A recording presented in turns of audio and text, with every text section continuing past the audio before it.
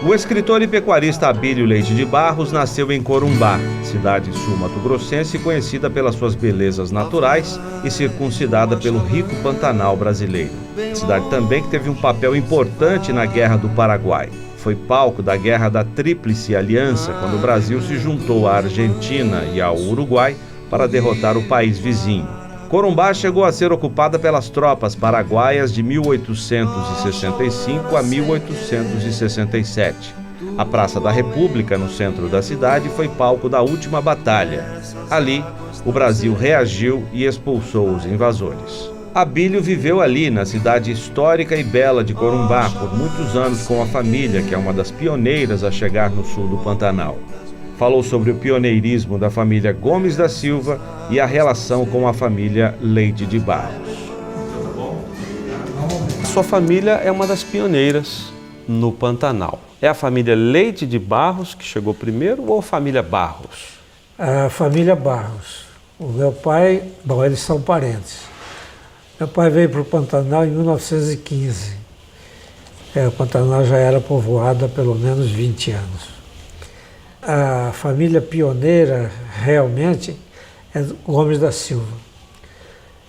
E essa família veio de onde, a Gomes da Silva? O Gomes da Silva veio de Cáceres, ou mais exatamente, da fazenda Jacobina, que ainda existe perto de São Luís de Cáceres. Antes da guerra ainda, ele fez uma experiência do outro lado do rio Paraguai, que é já propriamente no Pantanal da Inhacolândia hoje. Fundou um retiro e levou gado para lá.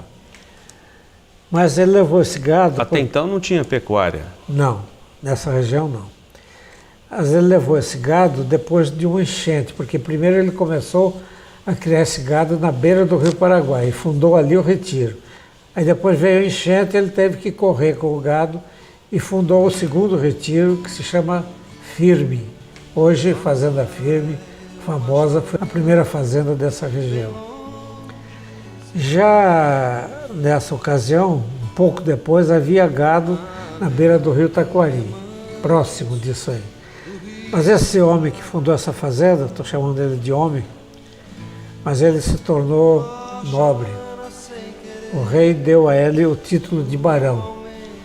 Foi estranho isso, e é estranho para todo historiador, mas eu interpreto isso pelo temor dos paraguaios, porque ele se instalou exatamente na margem direita do rio Paraguai, que os espanhóis já diziam que aquilo pertencia a eles e não aos portugueses.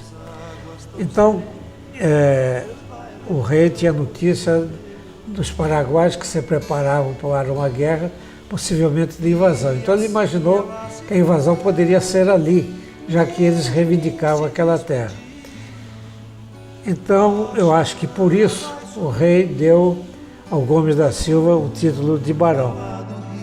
A família Leite de Barros chega ao Pantanal no início do século XX. Na região havia pouca ocupação de homens brancos.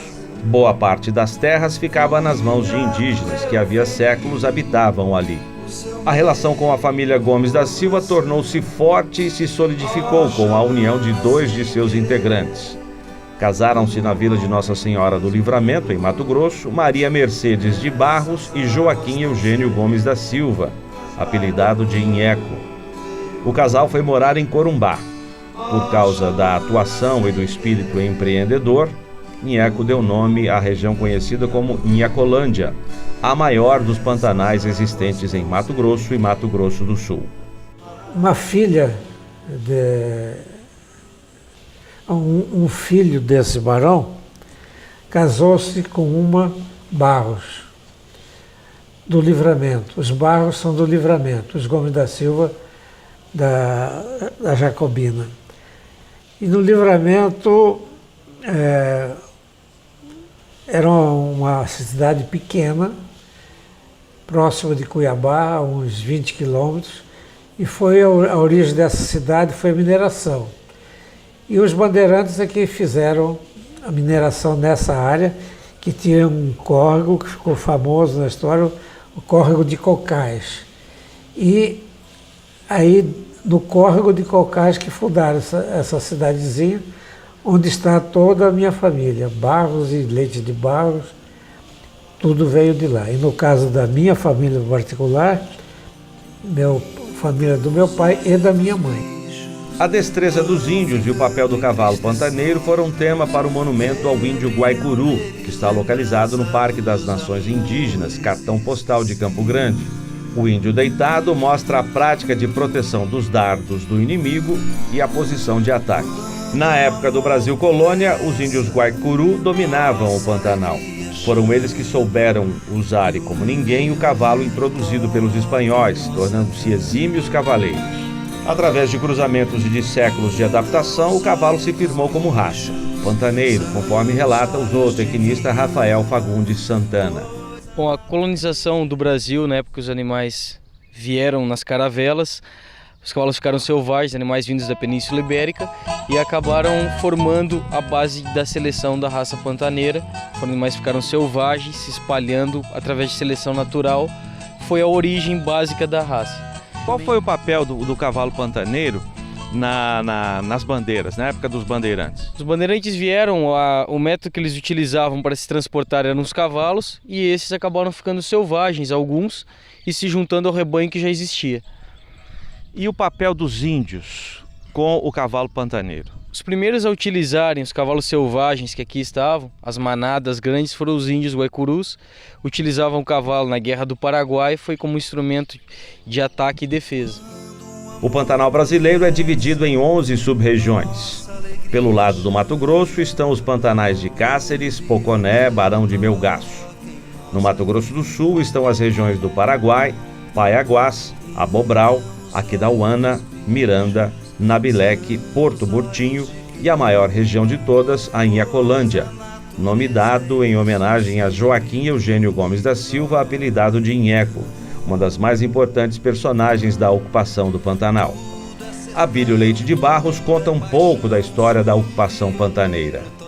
O Pantanal foi ocupado todo ele pelos bandeirantes. Ocupado porque o ouro que Cuiabá tinha era em excesso. Em excesso não, mas era muito. Então, no primeiro momento da exploração de ouro, veio muita gente. Muita gente. Tem notícia de uma monção. Monção era um conjunto de canoas que vinham de São Paulo para ir para... Iam pelo Tietê, entravam no Paraná, subia o Pardo, aí descia para o Taquari, descia o Taquari, subia o Paraguai e ia para Cuiabá. Então só uma dessas monções tinha 3 mil pessoas. E ela veio com um governador que queria ver o ouro, a quantidade de ouro que ele queria ver naturalmente, para saber se o povo estava mandando os impostos certos. Então era muita gente. E tinha ouro? Muito ouro. Na segunda parte da entrevista, Abílio Leite de Barros lembra como era a produção de charque. Era a forma como a carne bovina era vendida antigamente. Ele fala também da relação com o irmão, o poeta reconhecido em todo o mundo, Manuel de Barros. Ele estudou no colégio interno aqui em Campo Grande desde 7 anos de idade, 8 anos. E quando ele ficou maior foi para o Rio, estudou no colégio Lafayette, depois no colégio de Maristas e acabou depois estudando Direito. Não foi um estudante brilhante.